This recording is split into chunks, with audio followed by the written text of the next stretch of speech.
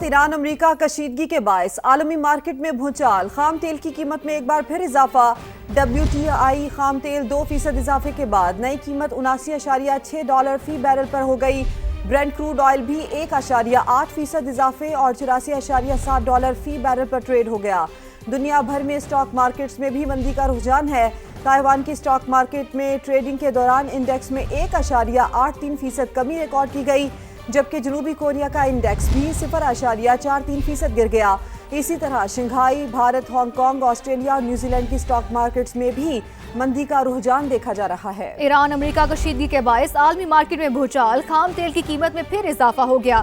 WTI خام تیل 2% اضافے کے بعد نئی قیمت $79.6 فی بیرل پر ہو گئی، جبکہ برنٹ کروڈ آئل بھی 1.8% اضافے سے $84.7 فی بیرل ہو گیا۔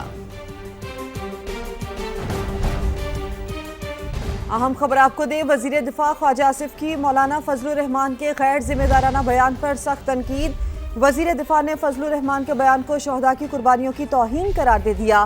مولانا فضل الرحمان کا کہنا ہے کہ مشق سیاستدان اور ممتاز مذہبی رہنما ہیں۔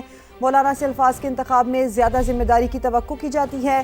شہداء کی قربانی کو تنخواہ سے جوڑنا شہداء اور ان کے خاندانوں کی دل آزاری ہے۔ کوئی شخص محض تنخواہ کے لیے اپنی قیمتی جان کی قربانی نہیں دیتا۔ جان کی قربانی کے پیچھے کسی نظریے، عقیدے اور وطن سے گہری وابستگی ہوتی ہے۔ خواجہ آصف کی جانب سے یہ بھی کہا گیا کہ شہداء کی قربانیوں کو تنخواہ سے جوڑنا سیاسی تنقید نہیں، اخلاقی بے حسی ہے۔ مولانا صاحب نے ہزاروں شہداء، غازیوں، بیواؤں اور یتیموں کے جذبات کو مجروح کیا ہے۔ وزیر دفاع خواجہ آصف کی مولانا فضل الرحمان کے غیر ذمہ دارانہ بیان پر سخت تنقید۔ ان کی جانب سے کہا گیا کہ وزیر فضل الرحمان کے بیان کو شہداء کی قربانیوں کی توہین قرار دیا گیا۔ مولانا سے الفاظ کے انتخاب میں زیادہ ذمہ داری کی توقع کی جاتی ہے۔ سندھ کے سینئر وزیر شرجیل انعام میمن کا شہداء اور غازیوں کو سلام۔ کہتے ہیں وطن کے دفاع میں جانوں کا نذرانہ پیش کرنے والے شہداء اور غازی پوری قوم کا فخر ہیں۔ ان کی قربانیوں کو معمولی قرار دینا افسوسناک امر ہے۔ شرجیل انعام میمن نے بیان میں کہا، افواج پاکستان نے دہشت گردی کے خلاف جنگ، دفاع وطن اور قومی سلامتی کے تحفظ کے لیے بے مثال قربانیاں دی ہیں۔ مسلح افواج کی قربانیوں کا احترام ہر پاکستانی کی قومی اور اخلاقی ذمہ داری ہے۔ شہداء کے اہل خانہ کی قربانیوں کو نظر انداز کرنا یا ان پر غیر ذمہ دارانہ تبصرے کرنا کسی صورت قابل قبول نہیں ہے۔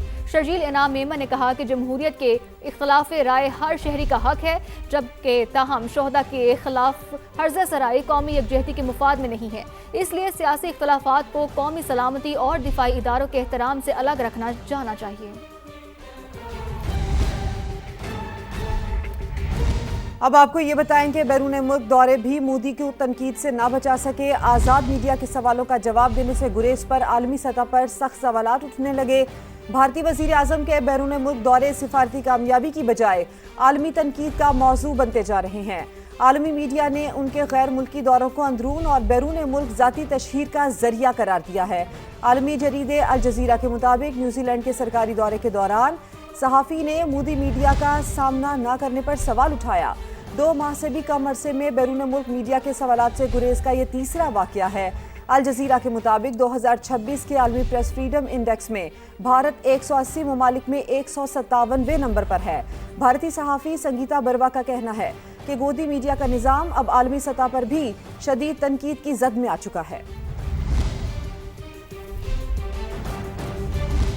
افغانستان میں غذائی بحران سنگین صورت اختیار کر گیا۔ یونیسیف کے مطابق 90% بچے مناسب غذا سے محروم ہیں، جبکہ لاکھوں بچوں کی زندگیاں خطرے میں ہیں۔ اقوام متحدہ کے ادارے یونیسیف نے افغانستان میں غذائی بحران پر ہنگامی الرٹ جاری کرتے ہوئے خبردار کیا ہے کہ ملک میں وسیع غذائی عدم تحفظ، ناقص صحت کی سہولیات اور صاف پانی کی کمی بچوں کی زندگیوں کے لیے سنگین خطرہ بن چکی ہیں۔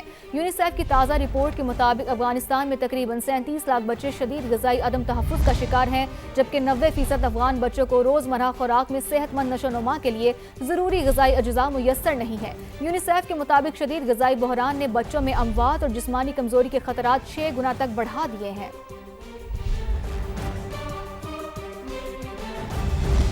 اب آپ کو خبر دیں، راولپنڈی کی ایڈیشنل سیشن عدالت نے تحریک انصاف کے رہنما ماجد ستی قتل کیس میں تاجی کھوکھر کے بیٹے فرح کھوکھر سمیت 3 ملزمان کو عمر قید کی سزا سنا دی ہے۔ ایڈیشنل سیشن جج افشاں اعجاز صوفی نے تینوں ملزمان کو 10-10 لاکھ روپے بطور معاوضہ مقتول کے قانونی ورثہ کو ادا کرنے کا حکم بھی دیا ہے۔ بات کریں گے، یاسر حکیم ہمارے ساتھ موجود ہے۔ یاسر، بتائیے کیا تفصیلات ہیں؟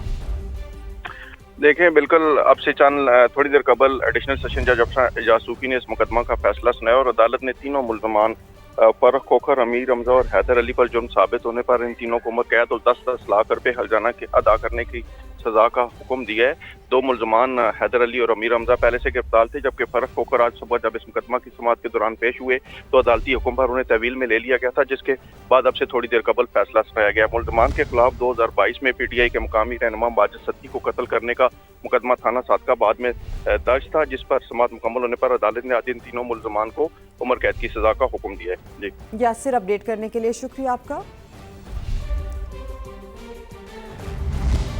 سینٹ اجلاس پر عوام کے کروڑوں روپے کے اخراجات، بھاری تنخواہوں اور مراعات کے باوجود سینیٹرز کی غیر حاضری مستقل مسئلہ بن گئی ہے۔ ایوان بالا کے 362ویں اجلاس کی حاضری کا free and fair election network نے پردہ چاک کر دیا۔ رپورٹ کریں گے بہزاد سلیمی۔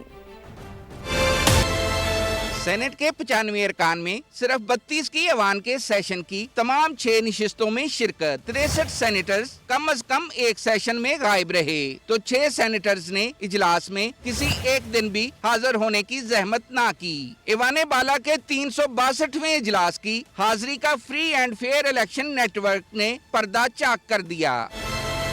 سینٹ میں حاضری کا بہتر ریکارڈ رکھنے والے ارکان کا کہنا ہے ایک اجلاس پر عوامی ٹیکس کے کروڑوں روپے خرچ ہوتے ہیں، جنہیں چھٹیاں کرنے کا شوق ہے۔ ہر غیر حاضری پر ان کی تنخواہ بھی کٹوائیں۔ جب اتنی سہولیات مل رہی ہیں، ٹی اے ڈی اے، تنخواہیں، واؤچر، سب چیزیں، اس کے باوجود بھی اگر کوئی سینیٹر صاحبان سینٹ کو اس طرح ترجیح نہیں دیتے تو سمجھتا ہوں کہ یہ لمحہ فکریہ ہے۔ سینٹ میں حاضری پوری ہو، کوشش بھی کی جاتی ہے، ہوتے ہیں جماعت ان سے ضرور پوچھتی ہے۔ میرا خیال ہے کہ وہ بھی ان کو بھی حاضر ہونا چاہیے، اپنے کویسچنز کریں، اپنی بات کریں، ساری بات یہاں پہ کرنی چاہیے، تبھی مسائل حل ہوں گے۔ اس طرح غیر حاضری اگر کرتے ہیں تو پھر تنخواہ کی غیر حاضری بھی کریں۔ سینٹ میں حاضری کا اچھا ریکارڈ رکھنے والوں نے پارلیمانی قواعد میں تبدیلی کر کے بائیو میٹرک نظام رائج کرنے اور غیر حاضری پر کڑے احتساب کی تجویز بھی دی ہے۔ بہزاد سلیمی، سما، اسلام آباد۔ ابھی اپڈیٹ کے نائب وزیر اعظم اسحاق ڈار سے بنگلہ دیش کے وزیر کی ملاقات ہوئی ہے۔ پاک بنگلہ دیش 2 طرفہ تعلقات مزید مضبوط بنانے پر اتفاق کیا گیا۔ دونوں رہنماؤں کی تجارت، تعلیم، سماجی بہبود کے شعبوں میں تعاون پر بریفنگ۔ ڈاکٹر AZM OIC وزارتی کانفرنس میں شرکت کے لیے پاکستان آئے۔ نائب وزیر اعظم اسحاق ڈار نے کانفرنس میں بنگلہ دیش کی شرکت کو سراہا۔ اسحاق ڈار کا OIC پلیٹ فارم پر خواتین کو بااختیار بنانے کے لیے تعاون بڑھانے کا بھی عزم۔ نائب وزیر اعظم اسحاق ڈار سے بنگلہ دیش کے وزیر کی ملاقات ہوئی ہے۔ پاک بنگلہ دیش 2 طرفہ تعلقات مزید مضبوط بنانے پر اتفاق کیا گیا ہے، جبکہ دونوں رہنماؤں کی تجارت، تعلیم، سماجی بہبود کے شعبوں میں تعاون پر بھی گفتگو ہوئی ہے۔ ڈاکٹر AZM OIC وزارتی کانفرنس میں شرکت کے لیے پاکستان آئے ہیں۔